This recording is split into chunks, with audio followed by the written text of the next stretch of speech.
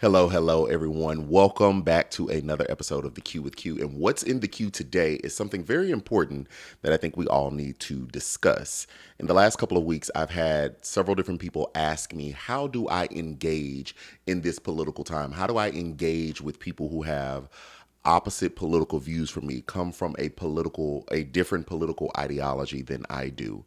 And I thought about it for a while. I've answered the questions for the people, but then what dawned on me is if this many people have been asking me one to one, how many more people out there are actually thinking about the same thing and trying to reckon with how do I engage? Because, at this moment, we're what, 40 something days out, maybe less than that from the presidential election. And so it is politics all the time, nonstop on our TV, driving past people's homes with political signage, on the radio, on social media, all the things, right? And so how do I then move in a way in which I communicate what I think, what I want, and how do I engage with other people who disagree? Because, it's a lot of people out there that might disagree with the way in which you think politically.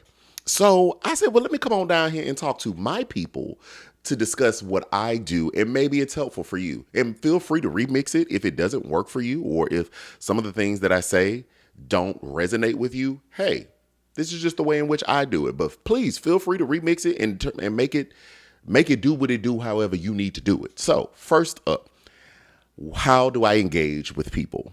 First and foremost, I recognize and believe and affirm that everyone is different, that everyone has a very different life experience. Everyone has a very different background. Everyone has a different way of thought. And so I hold space for all of that. Now, when I say I hold space, that does not mean I agree. That does not mean I affirm. That does not even mean I engage. Holding space in this context just means I have the belief that everyone is different and everyone is entitled to their opinion. Everyone is entitled to their thoughts, whether I agree with them or not. That is what holding space means for me. Everyone is entitled to that. So I start from a basis of understanding that everyone is entitled to think what they want to think. Okay. Now, when we talk about engagement, for me to engage in conversation, just on the street, at the function, wherever, for me to engage in conversation with a person, we have to be on the same foundation of truth. What does that mean? Same foundation of truth. I assess whether the person agrees on the truth or not. Case in point, take COVID, for instance. We all lived through COVID. There are people who believe that COVID was not a real thing, that it was definitely a hoax. Whereas the truth is, COVID was a real thing. Real people died, real people were sick, myself included, and real disaster happened not only to the health of people, to families because they lost folks, to the economics of the world. It was a huge thing. It was a pandemic. Once in a generational illness, right?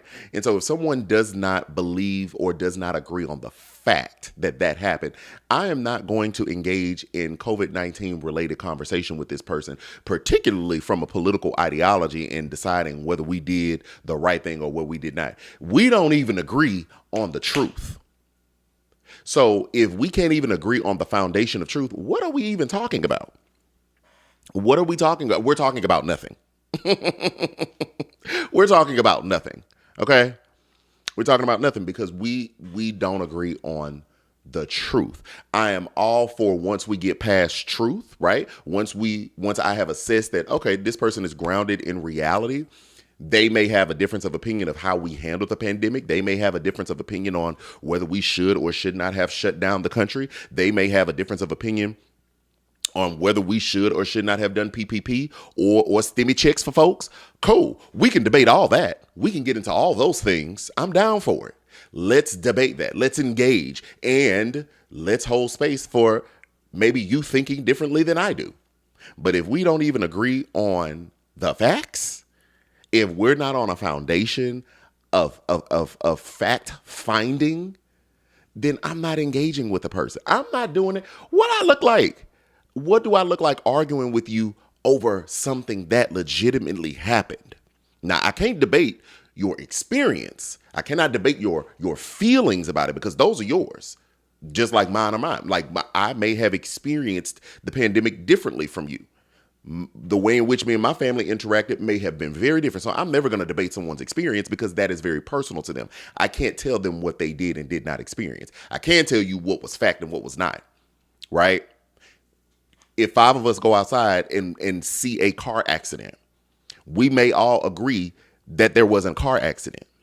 And at the same time, all 5 of us may have seen different things of that accident. It doesn't take away the basis of foundation of truth that there was an accident. We just all had different vantage points. And because we value and see things differently, our eyes may have gone to certain things, whereas the other person's eye went to something else, right? So holding space for a different experience, but we are agreeing upon the fact of the issue. So assessing that has been critical for me. Assessing that has been very helpful in deciphering if it's even a conversation that I want to engage in.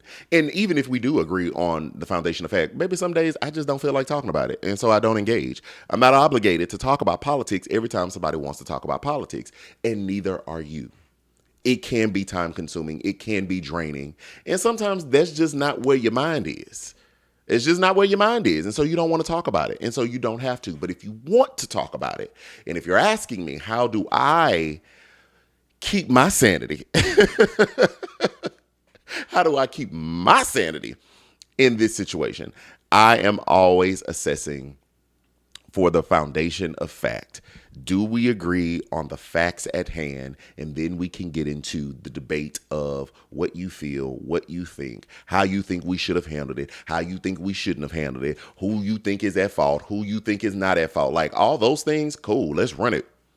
Let's run it. But if we can't come to not even come to, I don't like the phrase if we can't come to an agreement of fact, because it sounds as though we're trying to create the facts. But what I'm saying is if we cannot agree on the thing or things that have happened, that are factual, that are documented, that we can go back in history and see, we can read the news articles, we saw it live on TV, we witnessed it ourselves, we have a lived experience for it. If we can't do that, then we can't do the discourse. I'm not doing the political discourse. I'm not going to be able to do it. No. I'm not going to be able to do it. So for you, trying to decide if you want to engage politically with people, if you want to be loud and proud about your political ideology, and if you want to engage in discourse with another person, I would say, full stop.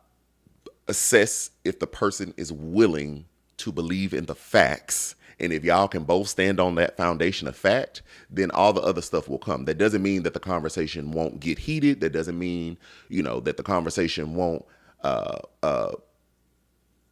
be amicable. But I don't know how you have a legitimate conversation if y'all don't agree to the thing that actually happened. It's just like every other relationship. Take your romantic relationship, your parental relationship, your friend relationship. If you're trying to bring a concern or you're trying to talk about something and that person, the other person, is not agreeing upon the facts, y'all can't even get to the real issue. You can't even get to what you think because y'all are still trying to establish a basis of facts. So if you're going to engage, make sure that the person is standing on the foundation of truth and then go from there. And be okay if they think differently from you. Be okay. I also don't do belittling conversation because I've seen that in politics where in these political conversations where, even if we do agree on the basis of fact, once we get into the conversation, the other person may become belittling either to the political candidate we're talking about, or even to me in the way in which I think. That's a full stop for me, because we can talk about what you don't like without being disrespectful or belittling another person. I'm not interested in that type of dialogue either. I'm not going to engage. Now, if the person has done something corrupt, if the person has done something bad, we talk about it. We go in for it. If they've shown us character, we go for it. But belittling someone and throwing out rumors or throwing out false accusations or unfounded accusations, I'm just not going to be able to engage in those types of things. So that's another little tidbit. But you all do what's best for you. I pray that as we close out this election season, that everyone remains safe, and feel free to not engage politically if you don't want to. But if you do want to, just know what your boundaries are. Just know how and where and when you're willing to engage and when you're not. And that's all I have to say about that. So until next time, y'all have a good one. Remember to hold space for everybody because everyone's different. But be aware of what it is you are and are not willing to engage in. Okay? Okay.